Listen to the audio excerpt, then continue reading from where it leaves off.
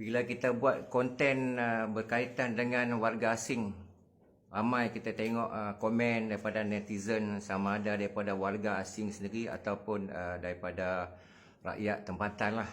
Jadi warga asing ni lebih suka memilih Malaysia katanya atas dasar kita ni seagama, kita ni ada yang cakap serumpun. Jadi ini bukan soal seagama, bukan kata kita ni sesama Muslim, tapi ini melibatkan kedaulatan, keselamatan negara dan keselesaan rakyat tempatan itu sendiri. Jadi memang kita akui Malaysia ni adalah sebuah negara kebajikan. Malaysia ni antara negara-negara terkehadapan yang membantu pelarian. Tidak kira pelarian yang datang ke dalam negara ataupun pelarian di luar negara. Sama ada di Palestin, di Gaza dengan pengamanan, dengan kem-kem pelarian di Bangladesh, memang banyak dibantu oleh NGO-NGO Malaysia dengan sokongan rakyat Malaysia. Kalau kita tengok di kem pelarian Rohingya di Bangladesh tu, memang kita NGO sentiasa memantau, kita bantu bukan hanya dari segi keperluan barangan, daripada segi keperluan asas pelbagai prasarana yang kita cuba bangunkan di sana, terutama dalam keselesaan beribadat, dalam pendidikan dan sebagainya. NGO Malaysia banyak membantu. Kalau kita mengimbas balik tentang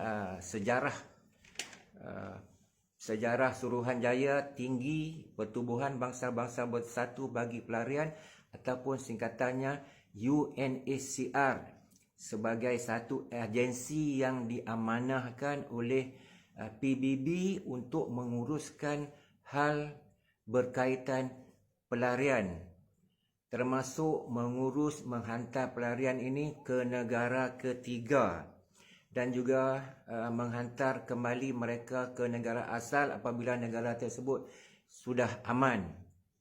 Jadi sejarah penumbuhan kebenaran, kerajaan Malaysia telah memberi kebenaran kepada UNHCR untuk menubuhkan pejabat di Malaysia ni adalah pada tahun 1975.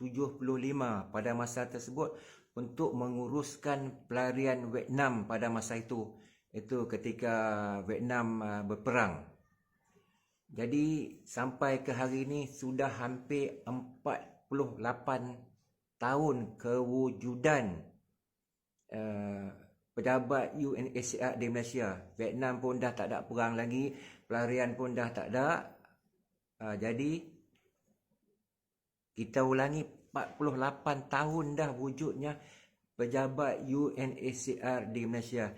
Dan sudah sampai masanya kerajaan perlu mengkaji semula kedudukan UNHCR di Malaysia. Apa yang kita tengok sekarang ni, UNHCR lebih kepada untuk mengeluarkan kad daripada nak menguruskan pelarian-pelarian ni ke negara ketiga ataupun nak menghantar balik ke negara asal.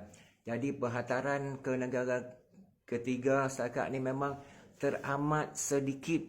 Ada pemegang kad UNHCR yang telah bermastautin di Malaysia ni hampir ataupun lebih 30 tahun. Bukan satu jangka masa yang lama.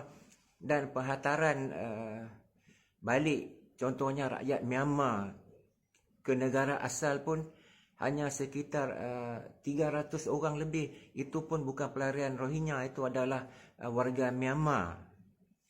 Jadi kita tengok, adakah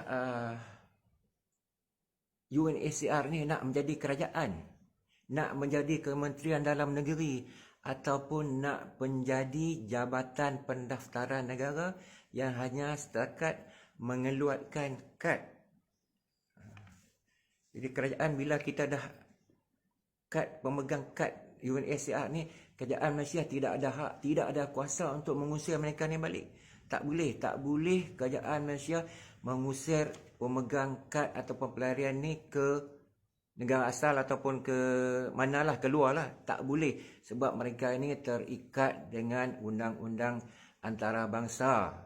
Jadi kita tidak boleh sewenangnya untuk mengusirkan dia orang ni. Dan Malaysia juga tak pernah menandatangani perjanjian Konvensyen Pelarian pada tahun 1951, dan kita Malaysia juga tidak ada kerangka ataupun plan atau untuk mengatur status pelarian.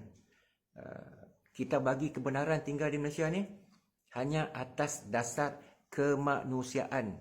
Kena jelas benda tu, kena faham atas dasar kemanusiaan. Dan dalam pengeluaran kad juga, kerajaan Malaysia ni tak ada hak. Kerajaan sendiri, Kementerian Dalam Negeri, Jabatan Pendaftaran sendiri tidak tahu berapa pemegang kad UNHCR di Malaysia. Statistik daripada UNHCR ni lah, pemegang kad ni, kad UNHCR ni ramai daripada Myanmar, etnik Rohingya, termasuk daripada negara-negara lain lah. Jadi kita nak jalankan di sini, kad UNHCR ini hanya untuk pelarian yang meminta suaka politik, bukan pendatang tanpa asing. Dan UNHCR sepatutnya pergi ke depo-depo mengenai pasti pelarian ni dan mengeluarkan kad. Bukan pelarian ni boleh pergi walk in ataupun menggunakan ejen untuk membuat kad UNHCR ni. Pemegang kad UNHCR ni juga tertakluk pada undang-undang negara. Jadi tak ada kebal, tak ada kata dia boleh melakukan sesuka hati. Dia tertakluk pada undang-undang negara yang dia tumpang. Contohnya kalau di Malaysia, mesti tertakluk pada undang-undang Malaysia.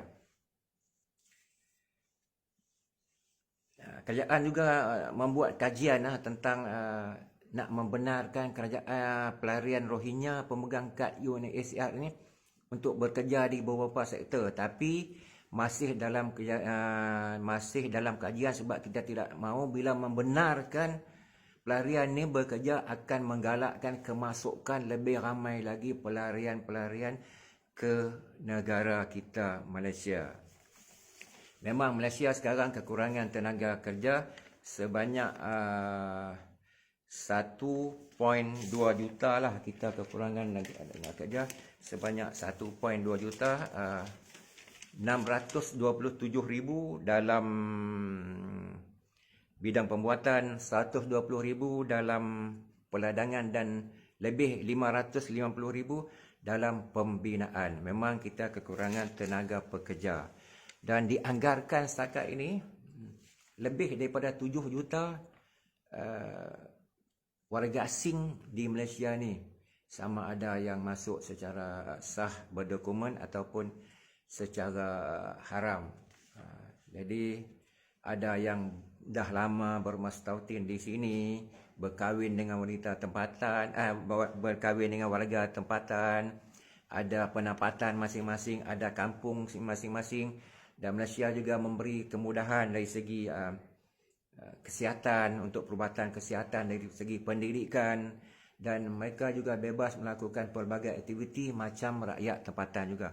Dan kita juga nak tanya pada pihak kerajaan Malaysia tentang kawalan sempadan negara. Adakah terlalu longgar sehingga membolehkan ramai warga-warga asing dari seluruh dunia menembusi masuk ke negara Malaysia? Minta kerajaan tolong kaji balik tentang kawalan sempadan dan kaji tentang kebanjiran warga asing di negara ini yang menjadi kerisauan rakyat Malaysia.